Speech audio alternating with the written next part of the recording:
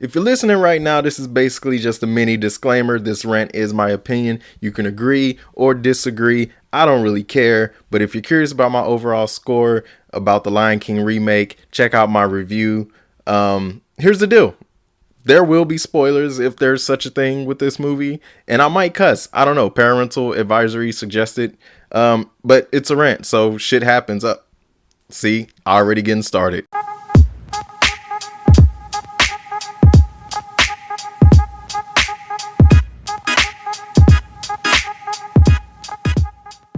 When this trailer dropped, there wasn't a person in the world that wasn't so excited.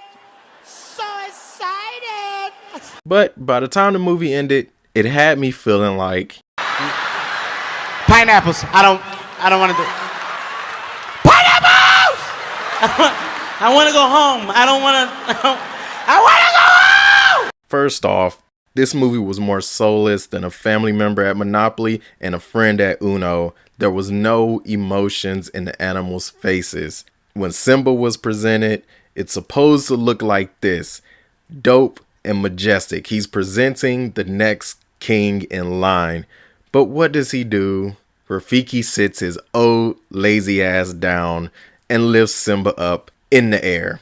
Oh, but Chris, baboons really do just sit down and man, I don't want to hear none of that. Matter of fact, this whole video, not even in the comments, I don't want to hear no, but the animals don't do that. They don't do this. Animals don't break out into musical numbers. Animals don't speak English. So we can just stop that argument right there. But anyway, I digress. He barely spoke.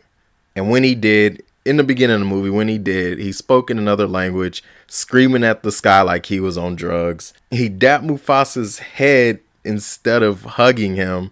But Chris, why does that matter? Well, I'm going to tell you why it matters. Because it shows the relationship. Mufasa's the king. Anybody that knows the, kingly ways, shit, I don't know how to describe it, but you know what I'm talking about. No, can't nobody touch the king like that. Except maybe, except the family members, brother, sister, mom, dad, wife, your children. They can hug each other, but no outsiders. You can't approach your king and just hug him. So for Rafiki to be able to hug Mufasa, that's an honor. And it just shows that they've known each other for a while. And Rafiki is a very close family friend. So the hug established that friendship, that relationship between Rafiki and the royal family. It's the small details that counts, people. All right. He showed up and just gave him the little dap on the forehead and then went about his business and then sat down at the edge of the rock. Also, his golden moment when he hit Simba on the head was just taken completely out. That advice about change and the past was a major part of my childhood. The biggest message in the movie. But instead, we got an anti-bully message with Pumbaa and the hyenas. Instead of Mr. Pig, he doesn't like bullies. I mean, I'm all for anti-bully message. Go ahead with your bad self. But it's Lion King. Why would you, I don't know, do it in a commercial or something. This is not the time and place for that. Seriously. But now for the part that pissed me off the most. Mufasa in the clouds, or lack of thereof. What was supposed to be the most majestic part of the movie was quickly run by like a drive-through. Lion King on Broadway did a much better job than this movie. I'll tell you what, drop down in the comments below if you can argue that the Mufasa in the clouds scene actually was good. At least try. Please try. Keyword try. Because what we got was Columbus clouds and with the voiceover. Columbus clouds. Look, I'm upset. I can't even speak straight. Columbus clouds with the voiceover. I know they're not called Columbus clouds, but I call them that because they killed my hopes and dreams for this scene. So to me, these are Christopher Columbus clouds. Just killed my hopes for this scene. This is probably the scene I was looking forward to the most.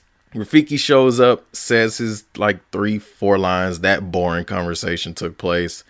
Didn't even do a squash banana. Anyway, we get to that part. I'm like, okay, fine. This monkey, for whatever the hell reason, is serious. Fine. My favorite part is about to come up. I can't wait to see what they do with this. He gets there, his dad appears in the sky. But Chris, there was thunder and we saw a little bit of the eyes. Shut up. You shut up. All right, because that was lazy. This whole movie is CGI. Y'all could have did anything to make that part of the movie the most majestic, the most beautiful, the most amazing scene out of the whole movie. This guy is talking to his father who he saw get murdered. Technically, kind of, whatever. He saw his father die, and for his father to appear to him in the sky, oh my gosh, that should have been your key point. Hell, y'all didn't even show it in the trailers. I thought I was gonna get something amazing. I'm like, oh dang, they gave us a glimpse in like the final trailer for the movie before it came out, but that, I was excited. We get to the scene. Anyway, let me switch over to my notes over here. What else pissed me off about this movie? Mufasa dying. The scene itself, there was nothing really wrong with the scene itself, but it goes back to the emotions on the animals' faces was lacking. The only reason I felt anything in that scene was because the instrumental for that scene came on, the same instrumental that's in the animated movie. You see the stampede, you see Simba in the gorge. I'm like, oh snap, you know what's about to go down. This is it. And it fell flat. Mufasa falls. Simba, he's sad, screaming for help. I heard the sadness in his voice, but his face was not matching his voice. So for me, it just kind of killed that scene. Didn't even cry, didn't even water up. It was just like, okay, this is happening. Speaking of voices, most of these actors can't sing. And I feel like they made the movie around the fact that they can't sing. They talked. It's like the songs were conversations with rhythm, whatever. The voices wasn't all that great. I mean, for the most part, it was good, but it just felt like they were phoning it in. Especially Mufasa. James Earl Jones did not sound like himself. Watch the animated movie, then watch the live action. I mean, you probably can't watch them back to back like that until it comes out on DVD. But with the animated movie, there was power in Mufasa's voice. It was distinct. He was in the moment. But with this one, most of his lines, it just felt, for example, animated movie, you deliberately disobeyed me. I felt like I disobeyed Mufasa. The live action remake, quote unquote live action, you deliberately disobeyed me. I don't care. That's literally the way he said it. If I was somebody, I'd be like, I don't care. Like there was just no conviction, nothing in his voice to really make you shudder. It was lacking the energy and power to me. If you ever come near my son again, once again, it sounded like he might need to retire. Just let that man rest at this point.